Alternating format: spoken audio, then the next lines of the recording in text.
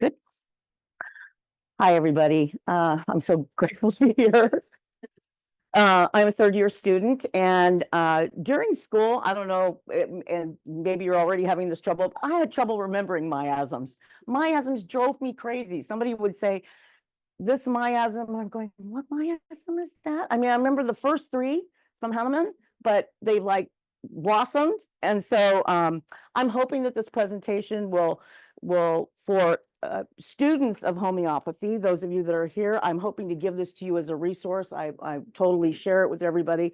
And I wanted a quick way to kind of remember the miasms. And for those of you that aren't homeopathic students, hope to tell you what a miasm is and so that you can understand where we're going. So the objective, how to remember miasms.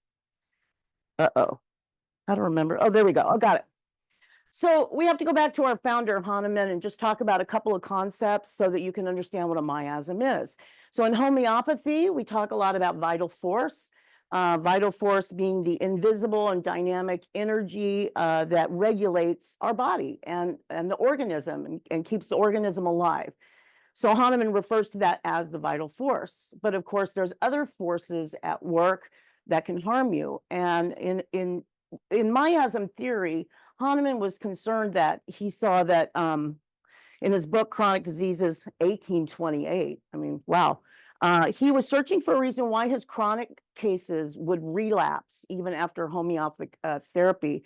And so he came up with these the first three miasms, which are sora, psychosis, and syphilis. But what are they? So a miasm's definition is an imbalance in the vital force. Remember, the vital force is that energy that regulates your bodily functions. He said that these miasms could be contagious. So COVID would be an example, so a contagion outside the body. And they could also be hereditary, something that you've inherited genetically down the line. And these predate the current illness you're having and why possibly you're having a relapse in these chronic areas. So, ready? Oh, here's the 10. So they blossom from the 3 that Hahnemann had now to 10 miasms. You see the acute, psoric, psychotic, and syphilitic were Hahnemann. And then Sankaran, I'm sure you've heard that. He's a great homeopath. He came up with typhoid, malarial, and ringworm. And then we have the cancer, tubercular, and leprosy from other homeopaths. So let's go. Ready? Here we go. Miasm in 10 minutes. So we have the acute miasm. Acute miasm, do or die. So I'm going to talk about themes in each miasm. What are the themes? What is the patient's attitude? So you might hear this when you're, seeing a client, they say things, they have a certain attitude, and it might just perk you up and go, oh, maybe this is, an acute miasm. And I think acute would probably be pretty evident, right? This is do or die, life and death, shock, no strategy, no plan here. Just, panic attacks would be a good pathology or a representation of a pathology. Sudden symptoms such like fever or mania, that would be considered your acute miasm. Typhoid miasm, love this guy. Can't get enough, right? They can be very greedy. They're very orderly as well. They're impatient, selfish, ambitious, childlike. And the attitude is if you come out of the crisis, all is fine. If you don't, you're sunk. And this is kind of a subacute miasm. And we don't have enough time to go into that. But again, you see here fever, diarrhea, asthma. These are some of the pathologies that represent the typhoid miasm.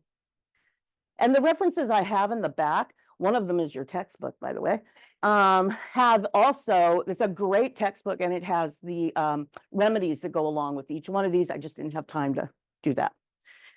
The malarial miasm is wash, rinse, and repeat. So you might hear your client say, I have episodes, something that recurs over and over and over again. So repeated episodes, they're kind of stuck, persecuted, they're dependent, and they feel wronged.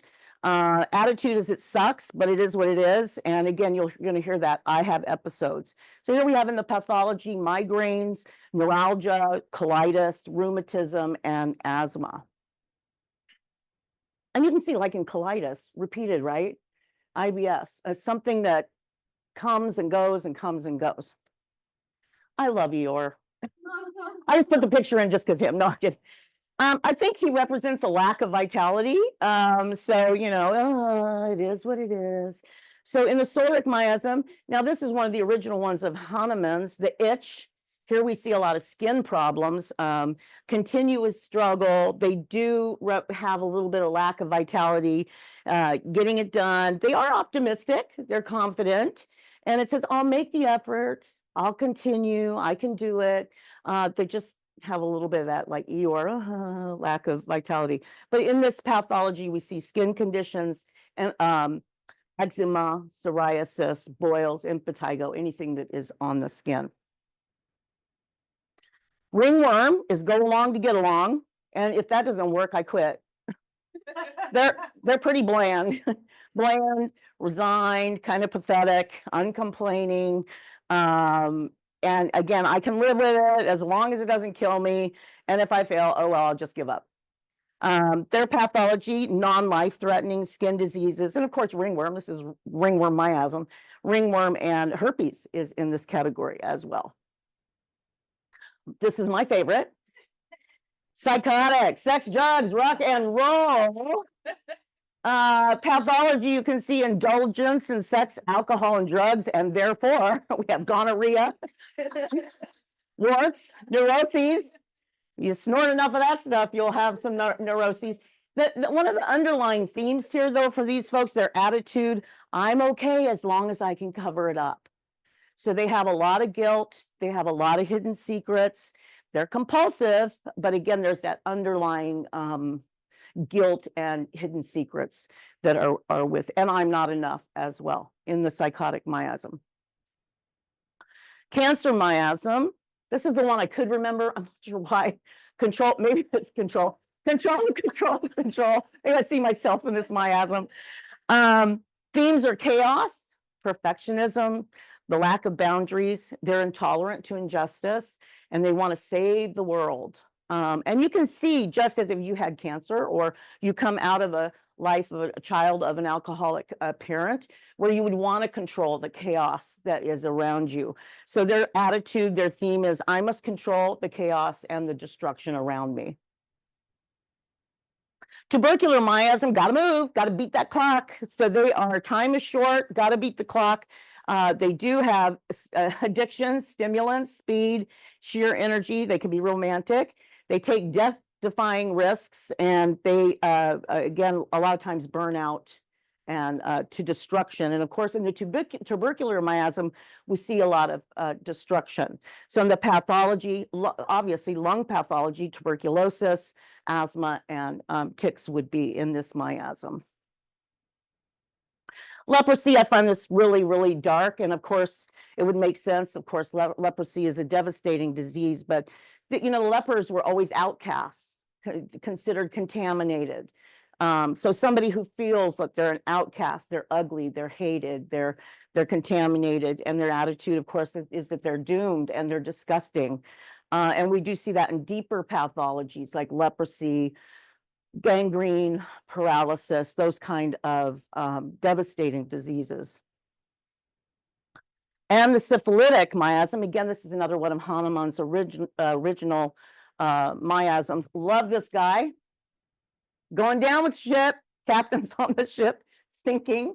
Life, for them, life is a train wreck. Now here we see acute flares, the sinking ship attitude. It's hopeless, but I'll do the best I can do. And in this, we see syphilis, ulcers, heart attack, alcoholism, psychoses, and paralysis, basically like going down with the ship. And that is the syphilitic miasm. And here are your references. And thank you very much for paying attention. I appreciate it.